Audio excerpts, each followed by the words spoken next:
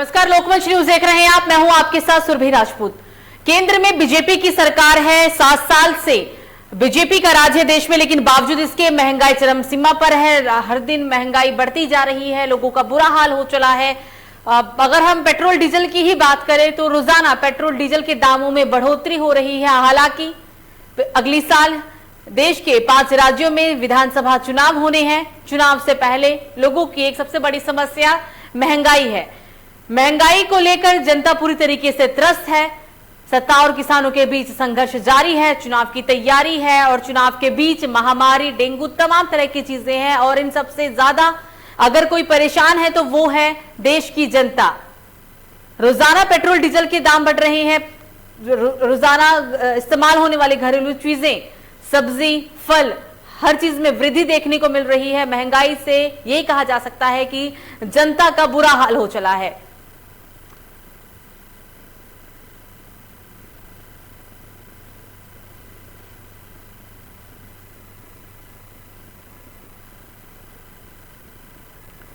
और इसी पर बात करने के लिए मध्य प्रदेश के अलग अलग जिलों से हमारे साथ संवाददाता जुड़ गए हैं। सुरेंद्र सिंह राजपूत टीकमगढ़ से जुड़े हैं, नारायण चौधरी रतलाम से और शैलेश सिंह सरगुजा से, छत्तीसगढ़ से। सबसे पहले आएंगे आपके पास शैलेश, आपसे जानना चाहेंगे कि 7 साल से बीजेपी की सरकार है केंद्र में और इन 7 सालों में भी महंगाई कहीं ना कहीं, अगर हम आंकड़ों के पे ही नजर डालें तो महंगाई और ज्यादा बढ़ी है। जनता क्या सोचती है, जनता का क्या मानना है और क्या हाल है जिले में महंगाई को लेकर? शैलेश। देखिए सुरभि जी, मैं यह बता दूं कि जिस प्रकार से अभी फिलहाल थोड़ी सी पूरे देश में और भारत की जनता ने और कहीं ना कहीं सरगुजा छत्तीसगढ़ ने भी राहत की सांस ली है। इस प्रकार से अभी कोरोना महामारी के कारण जिस प्रकार से लॉकडाउन लगा था और इस लॉकडाउन को लेकर के सबसे ज्यादा पूरे भारत में बेरोजगारी सबसे ज्यादा बढ़ी थी, क्योंकि ना तो किसी के पास किसी प्रकार का कोई काम था। जो भी काम करने के लिए बाहर गए थे वो वापस अपने घर की ओर आ गए थे। और उसके बाद जो बेरोजगारी का जो वादा, और कोरोना से पहले की भी बात मैं बता दूं, केंद्र सरकार ने भी वादे किए थे रोजगार को लेकर, 2 लाख रोजगार युवाओं को दिया जाएगा। तो कहीं ना कहीं उन्होंने अपने वादे को अभी तक पूरा नहीं किया है। और बात करते हैं राज्य सरकार की, छत्तीसगढ़ सरकार की, तो छत्तीसगढ़ सरकार भी अपने वादों से कहीं ना कहीं दूर होती दिखाई दे रही है।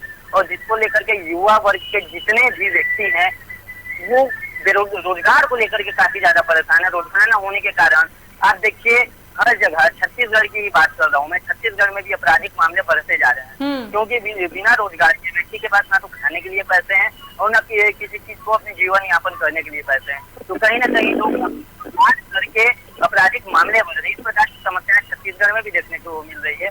और सरगुजा की मैं बात करूँ तो सरगुजा में लगातार इस प्रकार के केसेस बढ़ रहे हैं, अपराध बढ़ रहे हैं और रोजगार न होने के कारण बेरोजगारी से परेशान किसान आत्महत्या के भी केस सामने आते हैं। बिल्कुल शैलेश, अभी आपने कहा कि बेरोजगारी बढ़ी है, आपराधिक मामले बढ़े हैं, तो शायद एक वजह ये भी है कि जिस तरीके से बेरोजगारी है पूरे देश में, बेरोजगार युवा हो चले हैं, बेरोजगारों की संख्या बढ़ती जा रही है और यही वजह है कि अपराधों में भी संख्या बढ़ी है। शैलेंद्र हमारे साथ बनी रहेगा। अब चलेंगे सीधा नारायण के पास।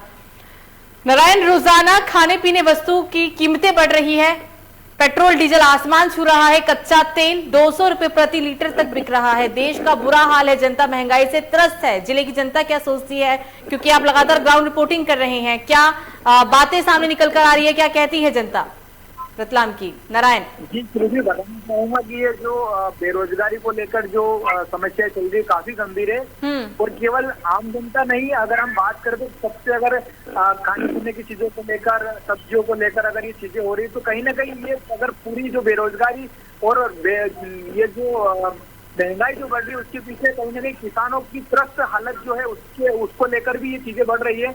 अगर हम किसानों की बात करें तो अभी रतलाम जिले की अगर बात करें तो काफी बारिश हुई, जिससे लेकर बारिश के कारण बहुत सारी फसलें नष्ट हो गई थी। जो सोयाबीन की फसल थी वो नष्ट हो गई।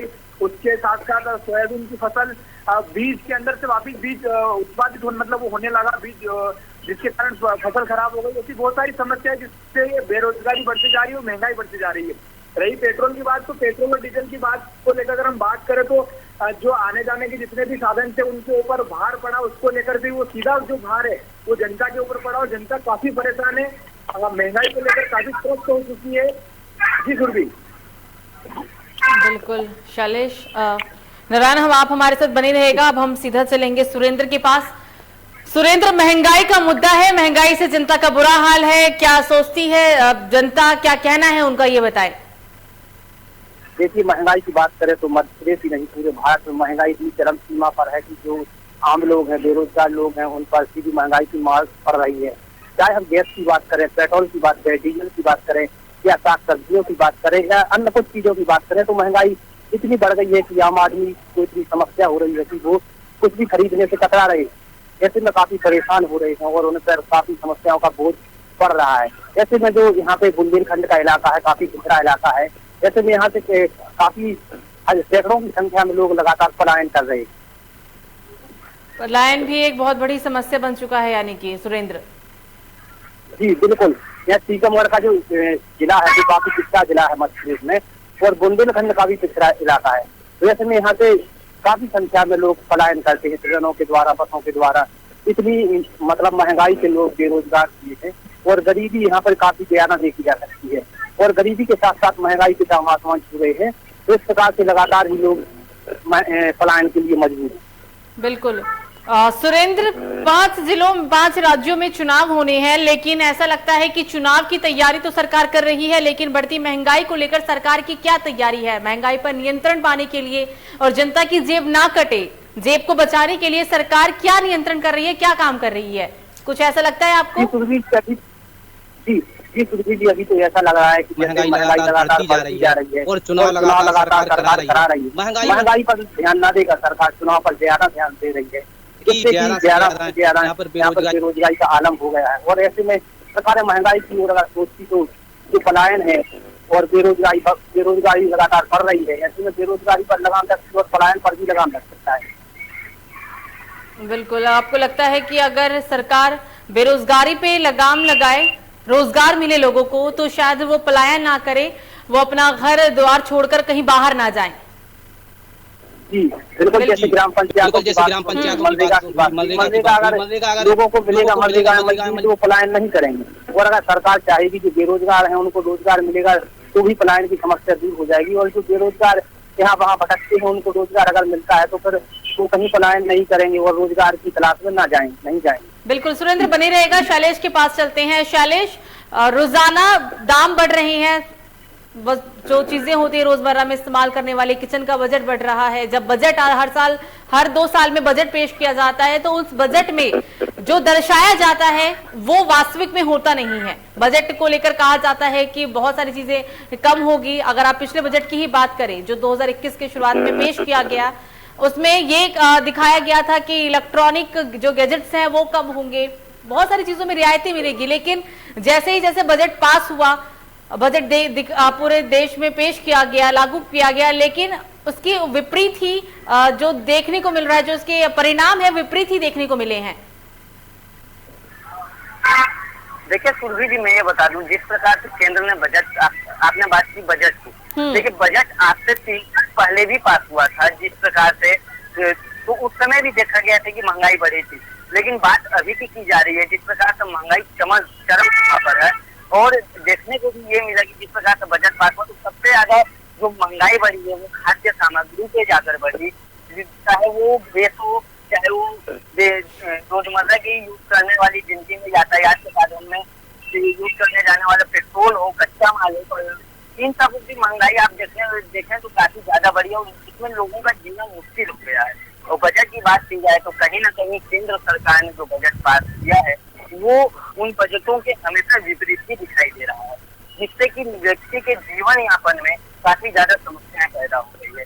और बात की जाए अगर सरकार की, तो सरकार वादे तो बहुत करती है, चाहे वो केंद्र सरकार हो चाहे वो राज्य सरकार हो, लेकिन कभी अपने वादे पर खरी नहीं उतरती। बिल्कुल, शैलेश बनी रहेगा। नारायण के पास चलते हैं। नारायण, जब भी चुनाव नजदीक आते हैं तो महंगाई को लेकर विपक्ष में हो हल्ला मचाया जाता है। विपक्ष महंगाई को लेकर आगे आता है, बेरोजगारी को लेकर आगे आता है, तमाम राजनीति चीजें देखने को मिलती है। कोरोना काल है, महामारी का समय है, डेंगू वायरस, बहुत सारी चीजें हैं, बहुत बीमारियां हैं, लेकिन बावजूद इसके जो महंगाई बढ़ी है, सरकार ने इसे नियंत्रण करने के लिए क्या ठोस कदम उठाए, या फिर सरकार ने चुनाव से हटकर क्या सोचा जनता के लिए अभी तक? जी फिर भी बताना चाहूंगा कि चाहे वो पक्ष हो या विपक्ष हो, सत्ताधारी पार्टी हो या विपक्ष हो, केवल चुनावी मुद्दे रहते उस समय महंगाई को लेकर हल्ला होल किया जाता है। चाहे विपक्ष हो, विपक्ष करता है हल्ला होल, लेकिन जब चुनाव आते तब करते हैं। अभी कोई भी नहीं बोल रहा है। और जो महंगाई है वो आसमान छू रही है। उसके बाद जो गरीब है, गरीब के जेब के ऊपर डाका डाला है महंगाई ने। और इस कदर परेशान है गरीब, रोजमर्रा की जो चीजें होती खरीदने के लिए, उनके लिए भी उनको दिक्कतें आ रही है। तो हम चाहे वो राज्य सरकार चाहे केंद्र सरकार है, तमाम बजट बनाए, तमाम बातें हुई, लेकिन अगर हम इस सारी चीजों के ऊपर देखें तो कहीं से कहीं तक हमें न तो बेरोजगारी के ऊपर कोई नियंत्रण दिखाई दे रहा है, न महंगाई के ऊपर कोई नियंत्रण दिखाई दे रहा है। दिन प्रतिदिन बेरोजगारी बढ़ती जा रही है, युवा परेशान है। अगर मैं मध्य प्रदेश की बात करूं तो शिक्षक की भर्ती जो हुई थी उसमें अभी भी पेंडिंग चल रहा है, उसकी जो ज्वाइनिंग है वो पेंडिंग चल रही है। अगर मैं पुलिस कांस्टेबल की बात करूं तो उसकी जो भर्ती होनी थी उसके ऊपर भी कहीं ना कहीं प्रश्न चिन्ह खड़े हो रहे हैं, वो आगे बढ़ती जा रही है। तो बेरोजगारी बढ़ती जा रही है, बेरोजगारी कम नहीं हो रही, वो उसका दिन प्रतिदिन वो बढ़ती जा रही है। रही महंगाई की बात, तो महंगाई की मार आदमी के ऊपर इतनी पड़ी है कि लोग बेहाल है महंगाई को लेकर। इधर पेट्रोल डीजल के भाव बढ़े जिससे किसान लोग परेशान है, किसानों के ऊपर भी इसकी मार पड़ रही है। अगर हम सीधी बात करें, फसल की सीजन है, फसल निकालने के लिए किसानों को ट्रैक्टर की आवश्यकता पड़ती है, किसान ट्रैक्टर यूज करता है और उसका सीधा डीजल के ऊपर उसका असर जाता है। तो किसानों के ऊपर भी सीधा इसका असर पड़ रहा है। तो जो किसान की जो फसल है, जो उसकी आमदनी है, उस आमदनी के ऊपर भी ये महंगाई का जबरदस्त प्रभाव दिखाई दे रहा है। डीजल पेट्रोल का जो प्रभाव उसके ऊपर दिखाई दे रहा है। सबसे बड़ा कारण ये है कि किसानों की जो फसल हो रही है वो प्रॉपर तरीके से हो नहीं पा रही है, उसके ऊपर ये इतना डीजल का भाव बढ़ना, पेट्रोल का भाव बढ़ना, तो किसान भी त्रस्त है। अगर मैंने पहले भी अभी बताया मैडम जी, जो किसान है, उस किसानों को जो फसल है उनकी फसलें नष्ट हो चुकी है, अफलन हुआ है, उनकी फसलें पानी से सड़ चुकी है। तो कहीं न कहीं प्रशासन को उधर भी देखना चाहिए, क्योंकि अगर किसान परेशान होंगे तो निश्चित महंगाई की जो मार है और बढ़ेगी। बिल्कुल नारायण, तमाम जानकारी के लिए आप तीनों ही हमारे साथ बातचीत के लिए शामिल हुए, आप तीनों का धन्यवाद। आपको बता दें महंगाई को लेकर हम ये पूरी बातचीत कर रहे हैं। देश का अन्नदाता पिछले 10 महीने से दिल्ली सीमा बॉर्डर पर आंदोलनरत है। किसान परेशान है, रोजाना खाने पीने की वस्तुएं बढ़ रही है, वस्तुओं के दाम बढ़ रहे हैं, पेट्रोल डीजल के दाम हर दिन आसमान छू रहे हैं, कच्चा तेल भी अब 200 रुपए प्रति लीटर हो चला है। लेकिन इन सब के बीच ऐसा लगता है कि सिर्फ हमारी मौजूदा सरकार को, केंद्र सरकार को सिर्फ अब चुनाव की ही चिंता सता रही है। फिलहाल अभी के लिए मुझे दीजिए इजाजत। लोकमंच न्यूज पर खबरों का सिलसिला जारी रहेगा। नमस्कार।